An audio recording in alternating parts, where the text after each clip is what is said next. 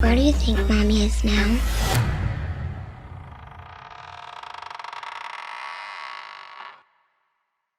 तो दोस्तों आज मैं एक्सप्लेन करने वाला हूँ नेटफ्लिक्स के ऊपर रिलीज हुई एक अमेरिकन सुपरनैचुरल हॉरर मूवी को। और इस मूवी का नाम आप लोग मुझे कमेंट सेक्शन के अंदर बताना। जो सही आंसर करेगा उसको हार्ट, रिप्लाई और कमेंट सब मिलेगा। मूवी इंटरेस्टिंग है, कॉन्सेप्ट बढ़िया है। हालांकि मैं तो आपको मूवी का नेम एंड में बता ही दूंगा और कॉमेंट सेक्शन के अंदर भी बता ही दूंगा। तो चलिए अब बिना किसी देरी के चलते हैं सीधा वीडियो की तरफ। मूवी की शुरुआत में हम जेनी नाम की एक छोटी बच्ची को देखते हैं जो कि अपने कमरे में टॉयज के साथ खेल रही थी और तभी उसे एक बर्ड विंडो के पास दिखाई देती है जिसके पास वो जाती है, लेकिन डिसबैलेंस होने की वजह से वो वहां से नीचे गिर जाती है। तभी उस रूम के अंदर मैगी आ जाती है जो कि जेनी की मदर थी और उसके पीछे जेफ और समैंथा भी आते हैं और जेफ जेनी का डैड था और समैंथा उसकी caretaker, kind of a baby sitter. अब मैगी जेनी की चोट के ऊपर दवाइयां लगाने लगती है और उसी दौरान समैंथा और जेफ दोनों पर बहुत गुस्सा करती है, स्पेशली जेफ के ऊपर क्योंकि वो उसके डैड थे और समैंथा के ऊपर इसलिए क्योंकि ये उसका इर्रेस्पॉन्सिबल बिहेवियर था। मैगी अब जेनी को हॉस्पिटल लेके चली जाती है और उसके जस्ट अगले ही सीन में हम जेफ और मैगी को डिवोर्स फाइल करता हुआ देख पाते हैं। असल में ये डिवोर्स की रिक्वेस्ट जो होती है वो मैगी की तरफ से ही गई थी क्योंकि दोनों के बीच चीजें सही नहीं जा रही थी और जेफ एक अनएम्प्लॉयड कार्टूनिस्ट होता है। वहीं दूसरी तरफ मैगी जॉब से अच्छा खासा पैसा कमा रही थी, इसलिए वो डिवोर्स लेके जेनी को अपने पास रखना चाहती थी। लेकिन जेफ के रिक्वेस्ट करने पर वो डिवोर्स रुक जाता है, लेकिन उसे ये प्रूव करने के लिए कहा जाता है कि वो अपनी बेटी को पाल सकता है और तभी वो उसके साथ रहेगी। जेफ अब आगे यहाँ से दुखी अपने घर पहुंचता है और जेनी के बचपन की वीडियोस देखकर काफी इमोशनल हो जाता है।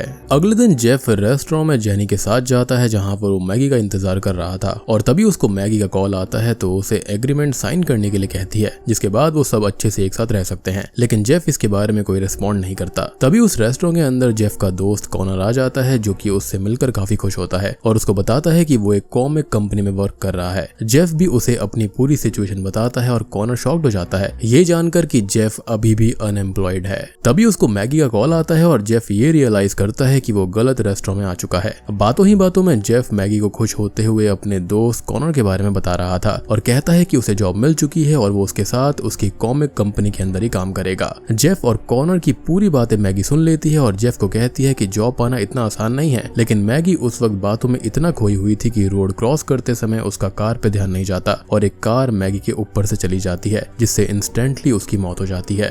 अब हम मैगी का फ्यूनरल देख पाते हैं जिसके अंदर जेनी और जेफ मैगी की डेथ से बहुत ही अपसेट थे और उसी दौरान एक कैंडल उनकी फैमिली फोटो के ऊपर भी गिर जाती है जिससे कि जेफ का चेहरा फोटो में अजीब तरह से डिस्टॉर्ट हो जाता है और समैंथा फायर एक्सटिंग्विशर से आग को बुझा देती है। अब जेफ यहाँ पर रिवर से बात करने लगते हैं जो कि मैगी के डैड होते हैं और वो बताते हैं कि जिस कार से मैगी का एक्सीडेंट हुआ था उसके ओनर का कुछ भी पता नहीं चला है और ये एक्सीडेंट से ज्यादा एक प्लान्ड मर्डर लग रहा है। इस पर जेफ अपनी तरफ से ज्यादा कुछ नहीं बोलता। अब जेफ जब अपने रूम की तरफ देखता है तो बीच में उसे एक डरावना क्लाउन गोस्ट फिगर हॉन्ट करने लगता है जो कि उसे उसके रूम तक डराता है और तभी उसकी आंखें खुल जाती हैं और ये उसका बुरा सपना था। लेकिन अभी भी उसके सामने एक लेडी डॉल फिगर थी और वो भी जेफ को हॉन्ट करती है, पर फिर से उसकी आंखें खुल जाती हैं और उसको रियलाइज होता है कि उसके ड्रीम में ये एक और ड्रीम था। यहाँ पर हम ये भी समझ पाते हैं कि ये वही टॉय फिगर्स है जिनके साथ स्टार्टिंग में जेनी खेल रही थी। अब अगले दिन जेफ उसी कंपनी में काम करने के लिए जाता है जहां पर कॉनर काम किया करता था और जाने से पहले समैंथा को जेनी का ख्याल रखने के लिए वो बोलता है। अब कंपनी के अंदर जेफ को काम तो मिल जाता है लेकिन ये पेंटिंग का काम था जिसको जेफ ना चाहते हुए भी हाँ कर देता है।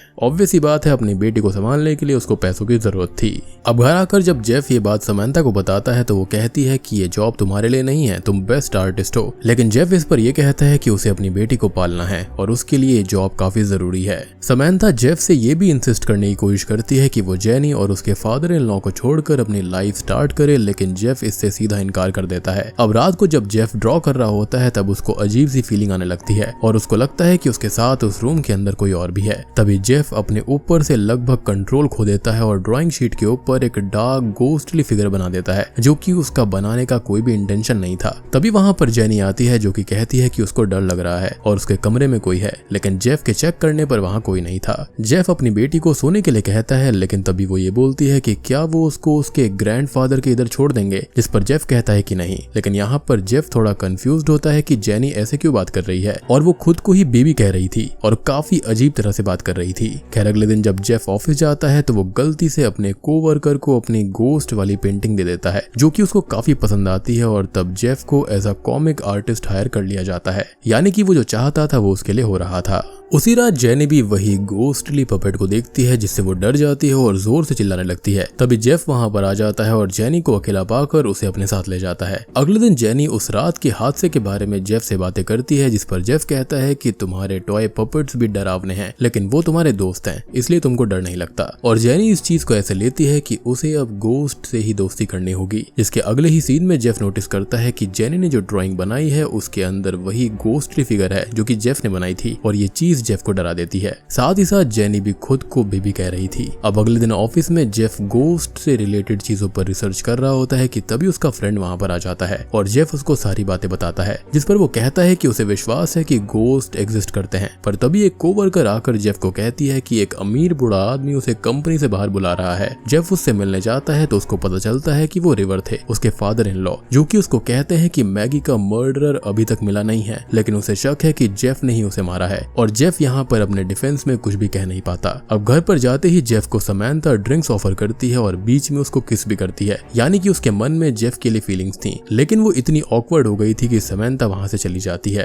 अब रात को जब जेफ काम कर रहा होता है तो वो अपने स्मार्टफोन पे जेनी के रूम को भी देख रहा होता है, जहाँ पर उसने कैमरा लगाया हुआ था, और उसे वहां पर सेम गोस्ट पपेट दिखाई देता है, जिसको देखकर वो जल्दी से उसके रूम में जाता है, लेकिन वहां पर कोई नहीं था। इनफैक्ट एज अ व्यूअर हम जेफ के पीछे पपेट टॉयज को अपने आप मूव होता हुआ भी देख पाते हैं। अब तभी जेफ के सामने ब्लैंकेट में कवर्ड कोई आ जाता है, और जब जेफ डर कर ब्लैंकेट हटाता है तो वो जेनी ही निकलती है। अब जेनी अपने पिता से पूछती है कि उसकी मॉम कहाँ है, जिस पर वो कहता है कि वो यहीं पर है। इसके बाद अगले दिन जब जेफ ऑफिस के लिए जा रहा होता है तब उसे बस में वही पपेट की स्पिरिट दिखाई देती है, जो कि उसको मारने की भी कोशिश करती है, लेकिन ये सिर्फ उसका एक विजन था, जिसके अंदर बस में बाकी लोग जेफ को देखने लगते हैं। वहीं दूसरी तरफ जब समंथा जेनी को ढूंढते हुए उसके आवाज को फॉलो करते हुए एक रूम में जाती है तो उसे वहां पर वही पपेट दिखाई देता है, जिससे वो अब काफी डर गई थी, और ये बात वो जेफ को बताती है, जिसके बाद जेफ उस रूम को हमेशा के लिए ही लॉक कर देता है। अब जेफ जब अपनी बेटी से बातें कर रहा होता है तब वो बताती है कि वो उसकी मॉम को कब लेकर आएंगे और क्या वो उसके बदले पैसे लेंगे। इसको सुनकर जेफ शॉक्ड हो जाता है, क्योंकि ये बात सिर्फ जेफ, मैगी और रिवर को ही पता थी। अब अगली मॉर्निंग समंथा जेनी के लिए ब्रेकफास्ट बनाती है, लेकिन उसे खाकर जेनी चोक होने लगती है और जेफ तब जेनी की मदद करता है। लेकिन तभी जेनी नोटिस करती है कि ऊपर लगा हुआ शैंडलियर यानी कि झूमर लूज हो रहा है, और तभी उसका स्क्रू गिर जाता है और वो झूमर आकर समंथा के सर पर लगता है, जिससे समंथा वहीं बेहोश हो जाती है। और अब तक हम इस बात को समझ जाते हैं कि ये सब वो पपेट ही कर रही थी। अब उसके कुछ ही देर के बाद में वहां पर पुलिस आती है, क्योंकि समंथा ने पहले ही उनको कॉल लगाया था, लेकिन ऑफिसर्स जब जेनी को देखते हैं तो उनको लगता है कि जेफ जेनी को टॉर्चर करता है, इसलिए वो जेनी से बात करने की कोशिश करते हैं, लेकिन वैसा कुछ नहीं निकलता। जिसके कुछ ही सीन के बाद में हम उसी पपेट स्पिरिट को जेनी के साथ देखते हैं और हमें पता चलता है कि वो कोई और नहीं बल्कि मैगी की ही स्पिरिट है। अब आगे मैगी की स्पिरिट समंथा के रूम में जाती है और वो उसको मारने की कोशिश करती है, जिससे कि समंथा की आंखें खुल जाती है और वो डरते हुए भागते हुए जेफ के पास जाती है। समंथा जेफ को जाकर कहती है कि उसके ऊपर भी उस स्पिरिट ने अटैक किया था और वो हो ना हो मैगी यानी कि तुम्हारी वाइफ की ही स्पिरिट है। लेकिन जेफ इस पे ज्यादा रिएक्ट नहीं करता और समंथा को आराम करने के लिए अपने घर जाने को बोलता है। साथ में जेनी को भी उसके ग्रैंडफादर के पास छोड़ देता है। अब जेफ अकेले ही घर के अंदर अपनी वाइफ की स्पिरिट से कम्युनिकेट करने की कोशिश करता है, जिसका आइडिया उसे उसके फ्रेंड ने दिया था। अब रिचुअल करते हुए उसको एक विजन आता है, जिसके अंदर वो देखता है कि मैगी की उस दिन डेथ कैसे हुई थी, और तभी मैगी की स्पिरिट पपेट के फॉर्म में उसके सामने आती है, जिसको जेफ कहता है कि ऐसा मत करो, जेनी हमारी बेटी है, और मैगी की स्पिरिट वहां से चली जाती है।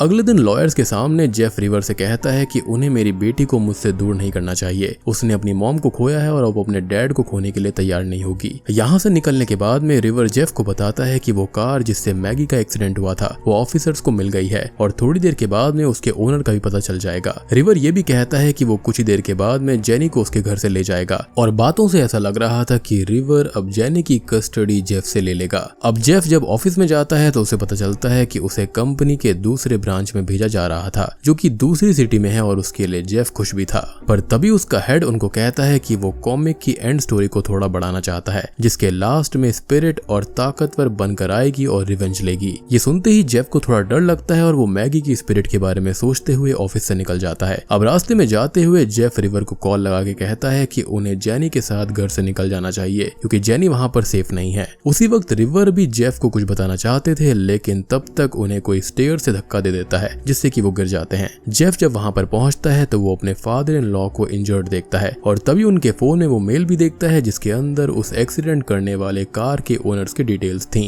और दोस्तों यहाँ पर खुलते हैं इस मूवी के असली पत्ते। जेफ जब डिटेल्स को देखता है तो उसको पता चलता है कि वो किलर कोई और नहीं बल्कि समैंथा थी। जी हाँ, और ये जानकर जेफ पूरी तरह से शॉक्ड हो जाता है। पर तभी वहां पर समैंथा भी आ जाती है और अपनी पोल खुलने के बाद हम उसका एक अलग ही रूप देख पाते हैं। समैंथा पूरी अलग पर्सनैलिटी में कहती है कि वो जेफ से प्यार करती थी और उसने देखा कि मैगी उससे सब छीन रही है, इसलिए उसने मैगी को मार डाला और जेनी को भी पॉइजनस फूड खिलाकर मारने की कोशिश करी थी। याद होगा कि वो चोक हो रही थी, उसका रीजन पॉइजन था और ये सब सिर्फ उसने जेफ को पाने के लिए किया। लेकिन समैंथा आगे कुछ करती तब तक मैगी की स्पिरिट वहां आती है और वो उसको मार डालती है। मैगी फिर जेफ पे भी अटैक करने के लिए आगे बढ़ती है, लेकिन जेनी उसको रोक लेती है और रोते हुए टॉप विंडो के पास जाकर खड़ी हो जाती है। मतलब कि ये स्पिरिट यहाँ पर ये समझ रही थी कि समैंथा का उसके हस्बैंड से अफेयर था, लेकिन रियल में ऐसा कुछ नहीं था। समैंथा ही यहाँ पर पूरी तरह से पागल थी। और यहाँ पर मैगी की स्पिरिट जो थी वो अपनी बेटी जेनी को मारना नहीं चाहती थी, बल्कि वो तो उसके साथ में खेल रही थी, वो पपेट बनकर, क्योंकि यहाँ पर जेनी को पपेट्स काफी पसंद थे। अब जेनी यहाँ पर ये कहती है कि उन दोनों की लड़ाई उसको अच्छी नहीं लगती और तभी गलती से वो वहां से फिसल जाती है, लेकिन जेफ उसको बचाने के लिए बिना अपने बारे में सोचे ही वहां से छलांग लगा देता है और जेनी को पकड़ते ही उसके साथ वाले सारे प्यारे मोमेंट्स याद आने लगते हैं और तभी स्क्रीन ब्लैंक हो जाती है।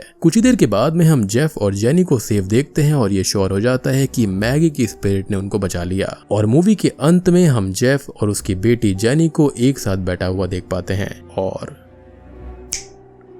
बूम, इसी के साथ में सेपरेशन मूवी यहीं पर खत्म हो जाती है। अब देखो मूवी के अंदर कुछ थ्योरीज हैं, जैसे कि यहाँ पर मुझे ये लगता है कि मैगी की स्पिरिट को शक होगा कि जेनी के लिए शायद जेफ ने उसको मरवाया होगा, इसलिए वो जेफ को भी हॉन्ट कर रही थी। और ऐसा स्टार्टिंग में मैंने भी सोचा था कि शायद से यहाँ पर जेफ ने ही अपनी बीवी को मरवाया है, लेकिन जैसे ही यहाँ पर समैंथा के कुछ रेड फ्लैग्स हमको दिखाई दिए, जैसे कि वो जेफ से बोलती है कि उसको अपनी बेटी को और फादर इन लॉ को छोड़कर जिंदगी में आगे बढ़ना चाहिए, वो उसको किस करने की कोशिश करती है और उसके साथ हमेशा रहती है, तो ये सारे के सारे रेड फ्लैग्स थे कि यहाँ पर ये वो भी कर सकती है और अंत में ऐसा ही हुआ। और बात रही पैसों के बारे में, तो मुझे ऐसा लगता है कि मैगी के नाम पर कुछ ना कुछ इंश्योरेंस वगैरह होगा, जिसके पैसे शायद से यहाँ पर अब जेफ को मिल जाएंगे और उनकी जो स्थिति है वो ठीक हो सकती है। अब एंडिंग की बात करें तो यहाँ पर मैगी की स्पिरिट को सारी सच्चाई पता चल गई थी जब उसके डैड ने बिना कुछ सोचे ही खिड़की से छलांग लगा दी अपनी बेटी को बचाने के लिए। तो यहाँ पर उसको पता चल गया था कि उसके पिता काफी प्यार करते हैं अपनी बेटी से और इसलिए ही मैगी की स्पिरिट ने उन दोनों को बचा लिया। और ये तो मैंने आपको बता ही दिया है कि समैंथा जेफ से काफी ज्यादा प्यार में थी, इनफैक्ट वो पूरी पागल थी और इस चीज के छोटे छोटे हिंट हमको थ्रू आउट द मूवी दिखते रहते हैं।